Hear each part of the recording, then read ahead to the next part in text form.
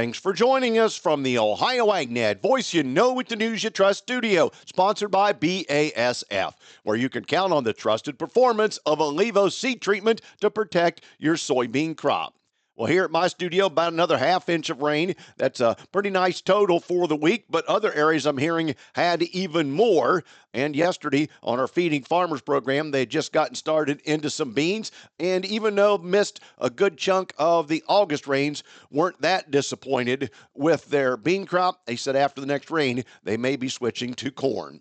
The Ohio Department of Natural Resources Division of Wildlife encouraging Ohio sportsmen and women to join millions of people nationwide in celebrating National Hunting and Fishing Day this Saturday, September 27th. Ohioans have many options to get outside on National Hunting and Fishing Day and during the coming weeks. The annual white-tailed deer archery hunting season opens this Saturday, the 27th, statewide.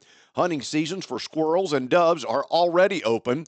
The fall wild turkey hunting season, available in 70 counties across the state, begins October 1st, and the youth and military waterfowl hunting weekend is October 4th and 5th. Find out more in the 2025-26 Hunting and Trapping Regulations Guide. Today's weather brought to you by Seed Consultants. Simply better performance online at seedconsultants.com. Here's the forecast. Moisture trying to exit out of Ohio in far east and southeastern areas this afternoon. I'm Chief Meteorologist Ryan Martin. Let's take a look at your forecast update.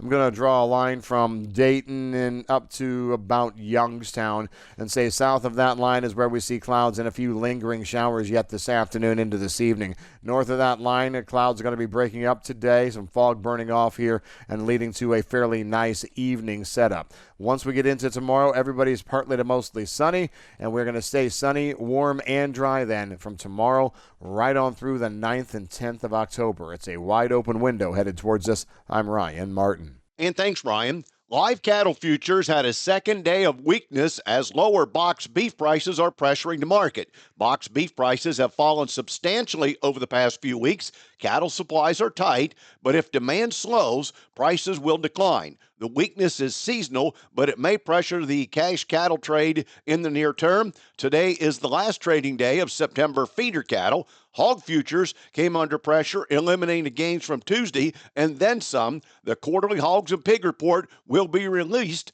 this afternoon. Back with more after this. When you're buying seed, there's more to a transaction than money. You're exchanging time and trust, hoping each decision adds up at harvest. Seed consultant sales professionals don't take that lightly. With products made to excel in the Eastern Corn Belt and agronomic knowledge that stands up to the test, we're all about the same things you are: reliability and results. Buy into a better seed experience. Visit seedconsultants.com to view our corn and soybean lineup. Powered by Soy Biodiesel on Tuesday, I'll head down to the Washington Courthouse office of Farm Credit Mid-America for our latest monthly update. Time now for the Midday Market Analysis provided by Leist Mercantile and sponsored by Brandt, helping growers take control for over 70 years. This is Ryan Metzger with Leist Mercantile, providing you with your USDA announced export sales report update for the week ending September 18th. Corn export sales were seen at 1.923 million metric tons, which was above the industry expectation. To keep with USDA export targets, we need to see weekly sales of 954,000 metric tons per week. Soybean sales were seen at 724,000 metric tons, which came in inside the industry expectation.